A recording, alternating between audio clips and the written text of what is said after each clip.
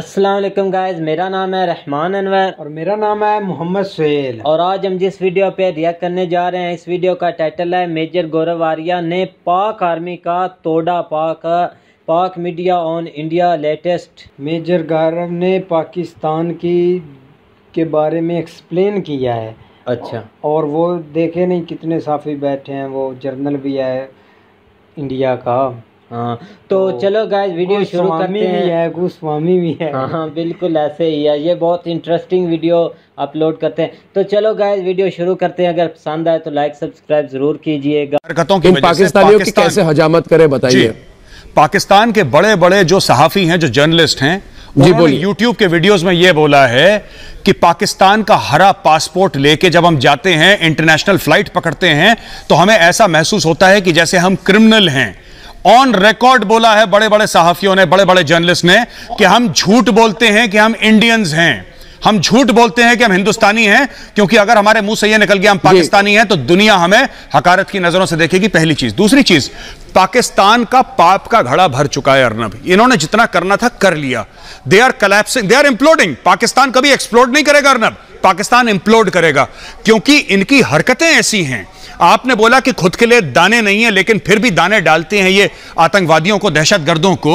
इनकी economy Arnab, irrespective of FATF, इनकी economy 6 महीने से ज्यादा नहीं चल सकती। दिसंबर तक बहुत ज्यादा बुरा हाल होने वाला है जितना इनका अभी है। तीसरी आखिरी बात, एक बात बताता चलूं, कमर चीमा साहब कुछ बोले, कमर चीमा साहब कुछ बोले, कमर चीमा साहब एक बात तो आपको माननी पड़ेगी, कमर जावेद बाजवा और उसकी फौज में इतनी हिम्मत नहीं है कि भारत के अंदर कदम रख दे।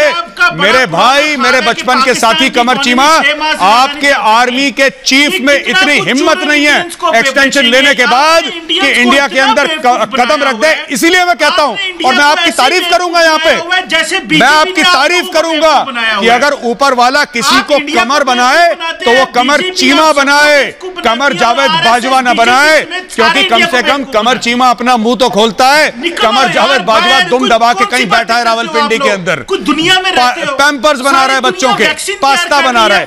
तो ये बात है, इस बार जब ठोकेंगे कमर चीमा तो फुल एंड फाइनल सेटलमेंट होगा। एक आखिरी चेक मिलेगा पाकिस्तान को, समझ गया कमर चीमा जी? फुल एंड फाइनल सेटलमेंट होगी। मगर ये बात पता है, किसी की थोड़ी भी मेरे दोस्त, मैं बताता हूँ, नहीं आता है। ऐसा है कमर चीमा, और पाकिस्तान के चमचों को गाड़ के रखते हैं हम लोग। कमर चीमा मेरी बात सुनो, पाकिस्तानियों की एक कब्र बनी है, बारामूला एक जगह है, बारामूला कश्मीर में, सुशील भाई जानते हैं। बारामूला के बाहर एक कब्र है, उसमें पाकिस्तानी गड़े हैं जितने भी सरहद पार से आए थे। तो मेरी बात सुन लो, मेरी बात सुन लो। और रिजवान नसीर जो बात कर रहा था ना कि आपकी फौज ऐसी है और ये करते हैं ये सब, मेरी बात सुन लो एक बात ध्यान से, ठीक है? सुनो सुनो सुनो सुनो सुनो सुनो कमर चीमा, सुनो, कान खोल के सुन लो मेरी बात। अब मैं एक बात बताता हूं, ठीक है? जो ये तुम्हारा कमर जावेद बाजवा जो है ना, कमर जावेद बाजवा जो आर्मी चीफ, ये जो कायराना हरकतें कर रहा है, डरपोक हरकतें, चुपचाप से एक्सटेंशन ले लिया 3 साल का, 3 साल का एक्सटेंशन लेके दुम दबा के भाग गया यहाँ पे। अरे आर्मी चीफ है, फौज है आपकी, क्या ना आपके फौज का मोटो क्या है बताइए कमर चीमा?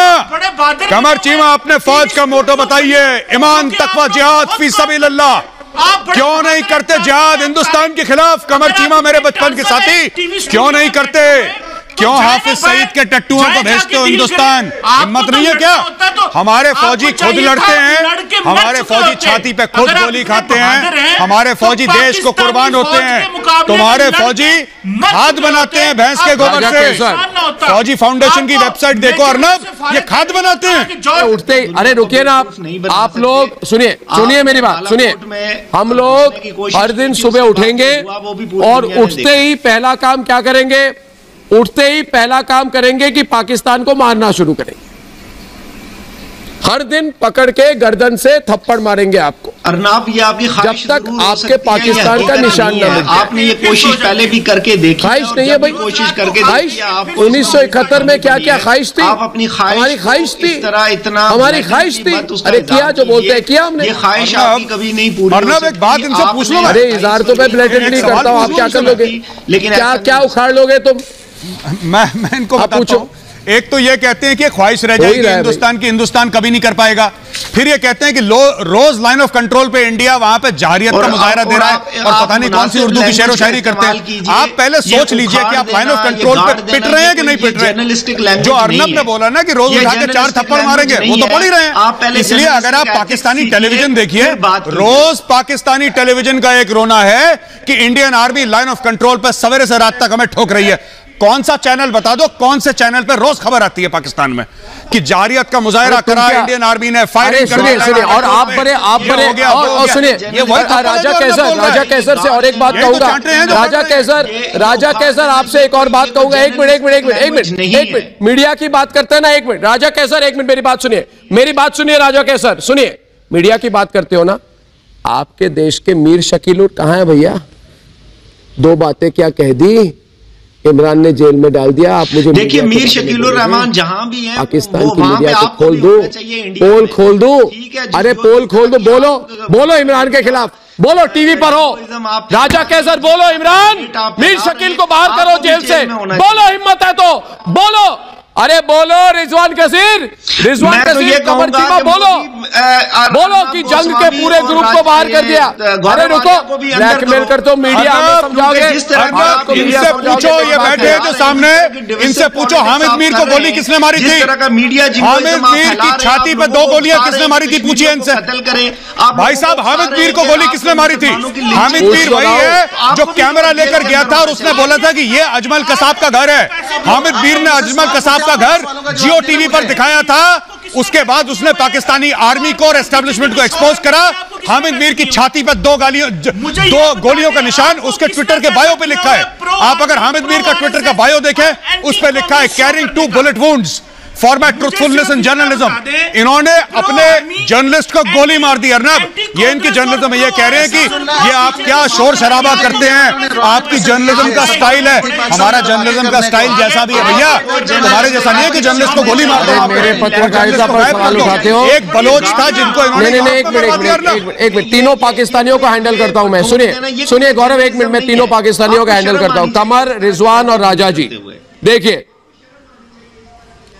देखिए भैया, मैं तो ऐसे ही बोलता हूं, ये भारत है, भारत की मीडिया है, पाकिस्तानियों के साथ ऐसे ही बोलते हैं, आप लोगों को मारेंगे। अब आप लोगों को टेंशन क्या है? आपको क्या लगता है मैं आपके साथ क्रिकेट कमेंट्री करने आया था? मैं एक बार आमंत्रित करता हूं राजीव रूडी जी को। एक मिनट राजीव रूडी जी से बात करने के टाइम पे आराम से बात कीजिए। बड़े वरिष्ठ नेता है भारतीय जनता पार्टी के, पहले तहजीब से बात कीजिए उनके साथ। राजीव रूडी जी, मैं सिर्फ एक बात चाहता हूं कि प्रोग्राम खत्म होने से पहले मैं सिर्फ यही आप सुनिए भाई, बहुत बड़े नेता है, सुनिए मेरी बात। राजीव रूडी जी, आप सुनिए मेरी बात। राजीव रूडी जी, हमारे देश ने क्या निर्णय लिया है पाकिस्तान के साथ, उनको बताइए।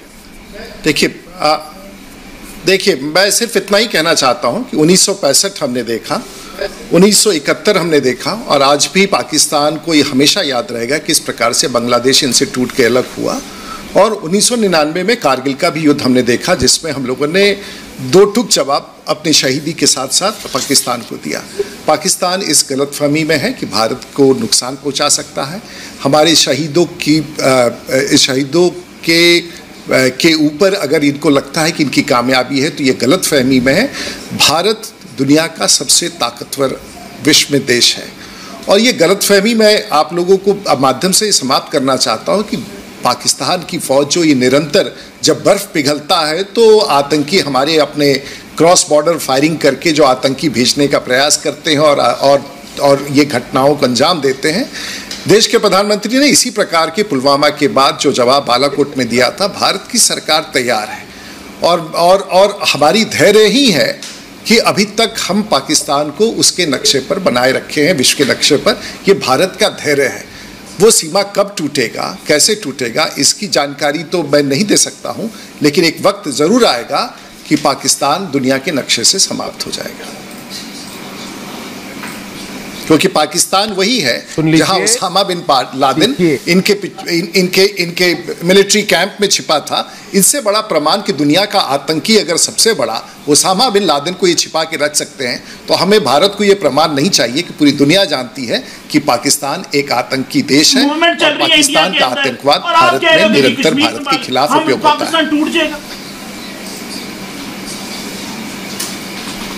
देखिए कमर कीमा, आपको मैं एक ही आदेश दूंगा, आप बस अभी संयम रखिए, हम आने वाले, ठीक है ना, टेंशन में मत, हम आने वाले हैं, हम आ रहे हैं गौरव, हम आ रहे हैं। तो गाइस जैसा कि आप वीडियो देख रहे हैं, तो वीडियो मैंने तो जब टाइटल देखा तो मैंने कहा सुकून से वीडियो देखेंगे, और जब हमने वीडियो स्टार्ट की तो वो तो उनने लड़ाई कर दी, लड़ाई करने की वजह से थोड़ा मैं हेडफोन में मसला हो गया ऐसे ही है। फिर आप देख लें कि उनने कैसे लड़ाई की थी। मैंने तो जब वीडियो का टाइटल ही देख लिया था, मुझे तो तब भी पता चल गया था कि वीडियो बहुत इंटरेस्टिंग भी होने वाली है, फाइट भी होने वाली, क्योंकि पाकिस्तान के भी थे एंकर थे और इंडिया के भी गौरव थे, मेजर गौरव भी बोलते रहे। क्योंकि मुझे एक बात नहीं पसंद आई कि पाकिस्तान को क्यों नहीं बोलने देते, उनकी आवाज़ हिडन कर लेते हैं और आप अपनी आवाज़ बोलते रहते हैं, तो ये ऐसे इंप्रेशन होता है कि पाकिस्तान यही समझते हैं कि आगे से बोल नहीं रहे। बिल्कुल पाकिस्तानी बोल रही, उनकी आपने देखा आवाज़ हिडन कर रही है। और जैसा कि मेजर गौरव ने कहा कि कब्रकुस्तान भरा है, हम रोज़ ठोकते हैं पाकिस्तान को। कहाँ ठोकते हैं, आपने कहीं देखा है? मैंने तो नहीं देखा। वो दरख्त ठोके हुए थे इन्होंने, 3-4 दरख्त ठोके हैं, वो अब वो हमने काट दिए और फिर उधर से दरख्त फूट गए हैं। तो आई होप कि इंडिया फिर आएगा और वो दरख्त काट जाएगा। तो अगर आप में इतनी ताकत है तो आप मिटा दे पाकिस्तान को नक्शे से, मिटा क्यों नहीं रहे? इतने साल 1972 बोलते हैं, 65 बोलते हैं, वो बातें पुरानी ओल्ड करते हैं, अब करो ना, हम भी देखें। क्यों आप चुप क्यों हो रहे हैं? आप कुछ बोलेंगे ना। इंडियन आर्मी इतनी कमजोर नहीं है जितनी आप समझ रहे हैं। मैं इसलिए बोल रहा हूँ कि मैं आपकी सुन रहा हूँ ना, मैं भी ये नहीं चाहता कि एंकरों के जैसे हम भी रवैया करें। पाकिस्तान ने भी कहीं चूड़ियां तो नहीं पहन रखी ना, अगर वो नहीं पहनी तो आप देखें ना, पाकिस्तान जो इंडियन आर्मी है इतनी कमजोर नहीं, इंडिया आर्मी इतनी कमजोर नहीं। तो ये जब बॉर्डर पर वो खड़े हुए हैं, ऐसे तो नहीं ना, पकड़ जाते हैं ना, तो तब बोलते हैं कि ये तो हमारा एजेंट है ही ना, पता नहीं रॉ का कहाँ से ये एजेंट आ गया, हमें तो नहीं पता। हाल ही में इन्होंने टेररिस्ट पता है कश्मीर में, उसको तो उर्दू भी नहीं आती। आप तो पुरानी बातें कर रहे हैं, जैसे उन्होंने की, आप बोलते हैं कि वो 71, 75, 99 की बातें कर रहे हैं। मेरी बात सुने ना, सालों की बात। अब ये देखो, उन्होंने अभी हाल ही में कश्मीर से पकड़ा है, तो अब वो पाकिस्तान का वो बोल रहे हैं। तो उसमें उसने जब इंटरव्यू में जब उसने बोल दिया कि मैं पाकिस्तान का, अब ये 16 साल 18 साल उम्र थी। आप अगर एक बच्चे को धमकाएंगे तो वो तो बोलेगा कैमरे के आगे, और उसको तो उर्दू भी नहीं ठीक से आती। आपने अगर इंटरव्यू नहीं देखा तो फिर उसका देख लें इंटरव्यू। नहीं यार, वो उर्दू भी नहीं ठीक से बोल रहा था और आवाज़ क्लियर उसकी नहीं आ रही थी, जो भी आ रही थी कि उर्दू उसको ठीक से आती नहीं थी। अगर वो अटक का था तो अटक में कौन सा अरबी बोली जाती है, उर्दू ही बोली जाती है ना, उससे तो ऐसे वो बोल रहा था कि जैसे उर्दू उसने 2 कागजों पर इन्होंने लीक कर दिया और उसने 2-3 दिन लगाए सीखने के लिए। और मैं ये बात नहीं मानता जो ये बोल रहे हैं। अगर ये बात नहीं मानते, आप चाइना से कूट खा रहे हैं।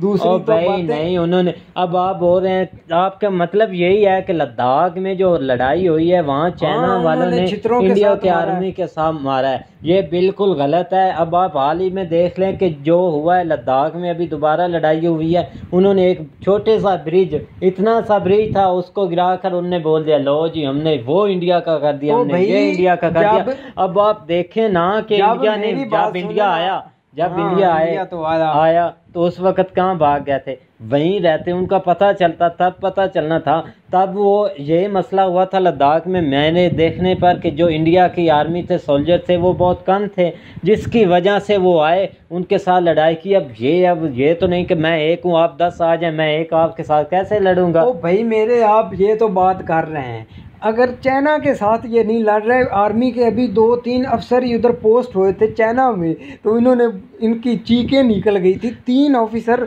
हुए थे उधर चाइना में पोस्ट, इन्होंने बोला कि पाकिस्तान सपोर्ट कर रही है। और भाईजान ये चाइना से नहीं लड़ रहे तो पाकिस्तान की नंबर 1 आर्मी से कैसे लड़ रहे हैं? मैं ये नहीं मानता। उन्होंने जब ब्रिज तबाह किया था ना, तब वो 2 घंटे उन्होंने इंतजार भी किया कि कब आएगी ना। मैंने खुद अपनी वीडियो से, मैंने अपनी नज़रों से देखा और वीडियोस देखी हैं इंडियन जो चैनल हैं उन पर देखा है, उन बाकायदा वीडियोस होती हैं वहाँ पे, क्योंकि मोबाइल होते हैं किसी के पास, वो सबूत रखने के लिए ये काम ज़रूर करते हैं।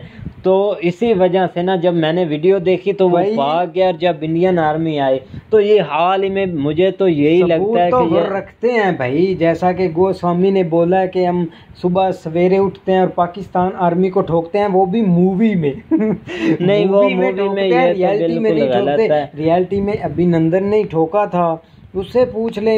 चलो छोड़ो, इंडियन आर्मी कमजोर नहीं है भाई, कमजोर नहीं, ये मैं भी मानता हूँ। जब अभिनंदन ने बोला था कि हमारी मीडिया ऐसे अफवाहें फैलाती है, सब झूठ है, वो पाकिस्तान का तो नहीं अभिनंदन था, इंडिया का नहीं था। ये बिल्कुल गलत है, इंटरव्यू हुआ है। तो चलो गाइस छोड़ें इस बात को, अब मजीद अब देखते हैं कि ये तो सिलसिला चल ही रहा है ना। चाइना भी अब आगे आ जाए, इंडियन आर्मी देख लेगी उनको, जो आगे आता है वो देख लेंगे। अगर गाइस ये वीडियो पसंद आया तो लाइक सब्सक्राइब जरूर कीजिएगा और कमेंट में अपनी राय का इजहार जरूर कीजिएगा। अल्लाह हाफिज़।